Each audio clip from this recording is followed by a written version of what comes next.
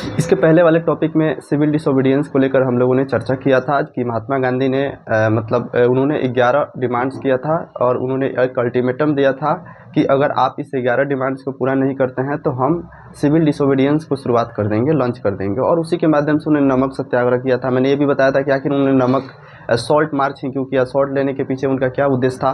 खैर वो सब तो पिछले की बातें थी जिसको आपको दिमाग में याद होना चाहिए। और आज जो हमारा नेक्स्ट टॉपिक बनने वाला है कि how participant saw the movement, कि जो भी व्यक्ति पार्टिसिपेंट है इस मूवमेंट में, इस आंदोलन में भाग लेने वाले, उनकी क्या विचारधारा थी, उनका क्या एक ही मत था, क्या वो लोग एक ही चीज़ को मतलब फोकस कर रहे थे क्या, या उनका अलग अलग मत था। तो देखिए जितना भी लोग इस आंदोलन में, यानी जो इस सिविल डिसोबीडियंस मूवमेंट में जितना भी सारे लोगों ने पार्टिसिपेंट किया था, उनका अलग अलग मोटिव था। सबका एक अलग अलग कह सकते हैं स्वार्थ था, जिसके पीछे फेल होने का एक वजह बड़ा ये भी बन जाता है।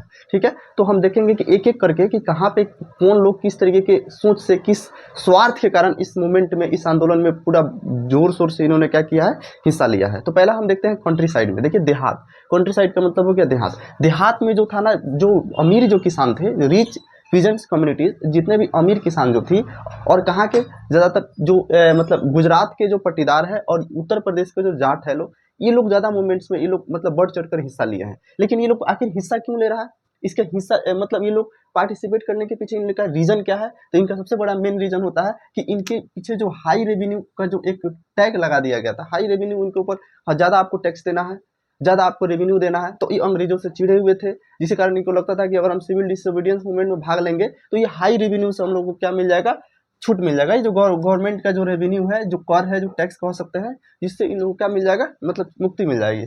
तो कंट्री साइड में भाग लेने वाले कौन कौन है, गुजरात के पट्टीदार और यूपी के जाट लोगों ने क्या किया है, इसमें पार्टिसिपेट किया है। अगर हम बात करेंगे वहीं गरीब किसान, पुअर जो पीजेंट है, यानी गरीब जो किसान जो थे, और वो लोग खेती करने के लिए क्या करते थे, उनका खुद का खेत होता नहीं था, वो रेंटेड मतलब लैंड लॉर्ड्स थे, यानी किसी दूसरे व्यक्ति का खेत है और वो रेंट पर लेकर, वो क्या होते थे, रेंट पर लेकर उस पर खेती करते थे। तो इनका तो सिचुएशन और ज़्यादा क्या था, खराब था। इनको पूछने वाला भी उतना लोग था ही नहीं। तो इन लोग अपना जो मोटिव है, ये अपना मोटिव से ये लोग क्या कर रहे हैं, उसमें पार्टिसिपेट कर रहे हैं। लेकिन आगे जाकर हम क्या देखते हैं कि यही जो गरीब किसान है, सोशलिस्ट जैसे विचारधारा, समाजवादी विचारधारा, कम्युनिस्ट विचारधारा, देखिए सोशलिस्ट और कम्युनिस्ट जो विचारधारा होती है, ये ज़्यादातर गरीबों पर फोकस करती है। समाजवादी, समाजवादी क्या है, मतलब ये एक ऐसी विचारधारा जिसमें समाज के सभी लोगों को बराबर हिस्सा मिले। ये अमीर है तो ये जरूर नहीं है कि सिर्फ अमीर रहेगा, नहीं, अमीरों का संपत्ति है जो गरीबों में बंटवारा होना चाहिए। तो गरीब लोगों का भी जो एक पार्टिसिपेंट जो होता है, आगे जाकर सोशलिस्ट और कम्युनिस्ट जैसे पार्टी में इन लोगों का क्या होता है, ज़्यादा रुझान बन जाता है। ठीक है, तो ये इन लोगों का एक कंट्री साइड में हो गया। दूसरा अगर हम देखते हैं बिजनेस क्लास का क्या सिचुएशन है, व्हाट इज द सिचुएशन और what was the situation of business class during the civil disobedience, कि बिजनेस क्लास का सिविल डिसोबीडियंस में कौन क्या सिचुएशन था उस समय में। तो देखिए वर्ल्ड वार के समय में जितने भी सारे पावरफुल या रिच जो बिजनेसमैन थे, जो वर्ल्ड वार के समय था, उस समय जो वर्ल्ड वार चल रहा था, प्रथम विश्व युद्ध की जब लड़ाई हो रही थी, तो उस समय में सबसे ज़्यादा जो अगर पैसा, मनी अगर किसी ने अर्न किया था, तो वो लोग बिजनेस क्लास के लोग थे। और ये लोग चाहते थे कि कहीं से इंपोर्ट ना, ये इंपोर्ट का बहुत ज़्यादा क्या थे, मतलब विरोधी थे। ये लोग चाहते थे कि नहीं, हमारा जो सामान है देश के अंदर ही बिकना चाहिए, कोई देश का बाहरी वस्तु को हम क्यों इसमें अलाउ करेंगे। तो ये लोग इंपोर्ट के अगेंस्ट थे। इंपोर्ट का मतलब होता है जब भी कोई वस्तु, जब भारत जैसे अगर भारत में किसी कहीं दूसरे देश से अगर कोई वस्तु आ रही है, कोई सामान आ रहा है, तो उसको हम कहेंगे इंपोर्ट, आयात करना। अगर भारत से किसी दूसरे देश में अगर सामान को बेचा जा रहा है, तो उसको हम बोला जाता है एक्सपोर्ट करना। उसको कहता है निर्यात करना, एक्सपोर्ट करना, उसको निर्यात करना होता है। तो ये लोग इंपोर्ट के क्या थे, विरोधी थे। और आगे जाकर इन्होंने क्या किया, Indian industrials and commercial Congress की क्या किया, इन्होंने स्थापना किया। 1920 में ये लोग स्थापना करते हैं। आखिर इसका स्थापना का उद्देश्य क्या है, इस स्थापना का उद्देश्य है कि हम अपने जो इंडस्ट्रियल जो बिजनेस से रिलेटेड जो चीज़ है उसको हम एम्पावरमेंट करेंगे।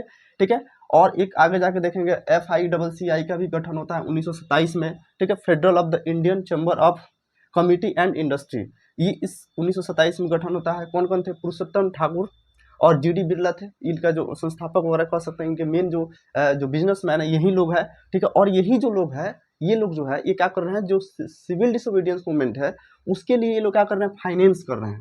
फाइनेंस का मतलब होता है कि जब भी कोई आंदोलन होगा तो उसके लिए पैसा चाहिए।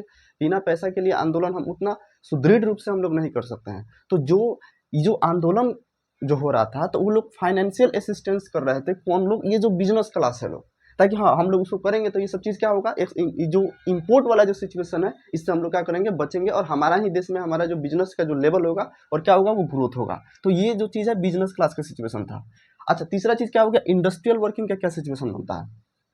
इंडस्ट्रियल वर्किंग क्या होता है, जो भी इंडस्ट्री में जो वर्किंग जो लेबर होता है, जो भी फैक्ट्री में जो लेबर काम करते हैं, वो सब इंडस्ट्रियल वर्कर हो गया। अगर देखा जाए तो ये लार्ज स्केल पर इन लोग का कोई पार्टिसिपेंट रहा ही नहीं। और इसको अगर हम कॉमन सेंस से सोचे तो ये लोग अपना जो भी मतलब इंडस्ट्री में वगैरह सब काम कर रहे हैं, इनको अपना पैसा समय पे मिल जा रहा है, तो कोई दिक्कत नहीं है, चलो भाई हमारा तो पेट भर रहा है। उस समय अगर देखा जाए तो राष्ट्रवाद की जो भावना जो है अभी मतलब धीरे धीरे क्या हो रहा है, लोगों के अंदर में प्रबल हो रही है। ये तो क्या होता है कि ये लोग उतना लार्ज स्केल पे ये पार्टिसिपेट नहीं करते हैं, लेकिन वैसे जगह पे जैसे रेलवे वर्कर्स हो गया, जैसे जितना भी ब्रिटिश के अंडर में जो भी कोई डिपार्टमेंट था, तो ब्रिटिश के अंदर में जो भी डिपार्टमेंट था, तो आपको पता होना चाहिए कि वो भारतीयों के साथ कितना भेदभाव करते थे। उनको समय पे पैसा नहीं देना, अच्छा दूसरा चीज़ ये था कि उनके साथ टॉर्चर करना, ज़्यादा से ज़्यादा उन लोगों से काम लेना, और जल्दी से इन लोगों को छुट्टी मिलती नहीं थी।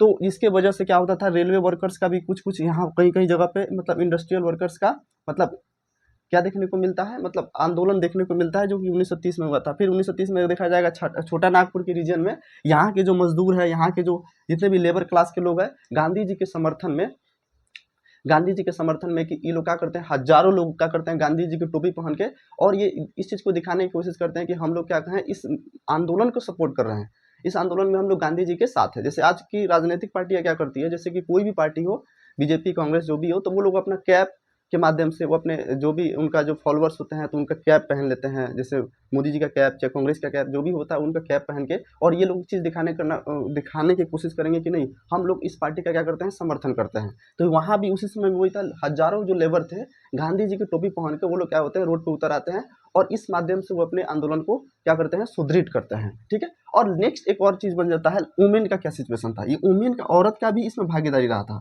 देखिए महात्मा गांधी के समय में 1920-21 के आसपास में, जब आज के समय में भी वही बहुत सारी महिलाएं घर से बाहर नहीं निकलती है, लेकिन उस समय में महिलाएं भी घर से बाहर निकल चुकी थी इस आंदोलन को सुदृढ़ बनाने के लिए। ठीक है, तो अभी मैंने क्या बताया, चार चीज बताए। पहला चीज कि इस आंदोलन को पार्टिसिपेंट किस प्रकार से देखते हैं। पहला चीज मैंने ये बताया कि कंट्री साइड में क्या सिचुएशन था। तो कंट्री साइड में मैंने क्या बताया, कंट्री साइड में अगर देखा जाए तो यूपी और गुजरात, यूपी के है जाट लोग, और गुजरात के लोग पट्टीदार लोग, ये लोग पार्टिसिपेट करते हैं। फिर गरीब किसान जो है, रेंटेड जो लेबर, रेंटेड जो मतलब जो खेतों पे काम करते थे, वो लोग उन्होंने भाग लिया था। दूसरा बिजनेस क्लास का क्या सिचुएशन था, बिजनेस क्लास जो थे बहुत मनी इन्होंने क्या किया, इन लोगों मतलब असिस्टेंस दिया, उन्होंने सहायता दिया, पैसे के रूप में इन्होंने सहायता दिया। थर्ड नंबर में इंडस्ट्रियल वर्किंग का क्या सिचुएशन था, इंडस्ट्रियल वर्किंग में देखा कि उतना सब जगह पर उन्होंने उतना पार्टिसिपेट नहीं किया, लेकिन फिर भी रेलवे वर्कर्स का चाहे मतलब बहुत सारे जो वर्कर्स है, मतलब गांधी जी के टोपी पहन के उन्होंने अपने हिसाब से इस आंदोलन में क्या कर रहे हैं, भाग ले रहे हैं। और महिलाओं को देखा जाए तो महिलाओं का भी सिचुएशन इसमें बहुत अच्छा खासा रहा, वो भी इसमें क्या की बढ़ चढ़ कर महिलाओं का भी रोल इसमें रहा है। और अगर हम देखते हैं सॉल्ट मार्च के दौरान में हजारों जो महिलाएं थी गांधी जी के सपोर्ट में, वो क्या होती है, घर से बाहर निकल जाती है, और ये आंदोलन का एक अच्छा सा रूप देती है। और दूसरा चीज़ ये है कि ये लोग आंदोलन में भाग लेते ही इन्होंने क्या किया, ये मतलब ये तो सॉल्ट मार्च भी करती है, और साथ ही साथ ये नमक बनाकर भी ये कानून तोड़ने में महात्मा गांधी की क्या करती है, मदद करती है। और तो और विदेशी वस्तुओं को जो जलाया जा रहा था, या जो भी शराब का दुकान था उसको पिकेट कर दिया जाता था, बोला जाता था कि नहीं आपको इसमें अलाउ नहीं किया जाएगा। तो ये सब सारी जो चीज़ें घटनाएं जो थी, ये सब महिलाओं से रिलेटेड थी। और दूसरा चीज़ देखा जाए, ये महिलाएं किस परिवार से थी। अगर अर्बन एरिया में देखा जाए, शहरी एरिया में देखा जाए, तो ये हाई कास्ट फैमिली से ये महिलाएं बिलोंग करती थी, जबकि अर्बन एरिया में जितने भी अमीर जो किसान होते थे उनके घर की महिलाएं होती थी। और ये जो इस काम को, ये जो आंदोलन को एक तरह से सेक्रेट ड्यूटी के रूप में देखती थी कि ये हमारे देश के लिए एक पवित्र काम है, एक हमारा पवित्र ड्यूटी है जिसको हमें करना ही चाहिए। और महात्मा गांधी के कहने पे सभी महिलाएं घर से बाहर निकल गई थी। तो ये सब चीज़ हम क्या देखते हैं कि ये सब। और दूसरा चीज़ ये था कि जब अंग्रेज ने इन आंदोलनकारियों को दबाना शुरू किया, तो इस समय में पुरुषों को तो जेल डाला गया, महिलाएं भी जेल गई। बहुत सारी जो महिला जो थी इनको भी जेल में डाल दिया गया, ये लोग भी जेल में गई। लेकिन बाद में होता क्या है कि बहुत सारे लोग जो थे मतलब कंजर्वेटिव माइंड के लोग थे, ये लोग को चाहते थे कि महिलाओं का जो भागीदारी है जो घर के अंदर ही होना चाहिए, ना कि घर के बाहर। और इसमें होता क्या है कि कोई कोई आके महात्मा गांधी से कन्विंस करता है कि एक बात बताइए, आप जो महिलाओं को बाहर ये सब देख रहे हैं, ये कोई अच्छा काम नहीं है। महिलाओं का एक जो ड्यूटी होना चाहिए, वो घर का देखभाल करना होता है, घर का देखभाल करे और बच्चों का देखभाल करे।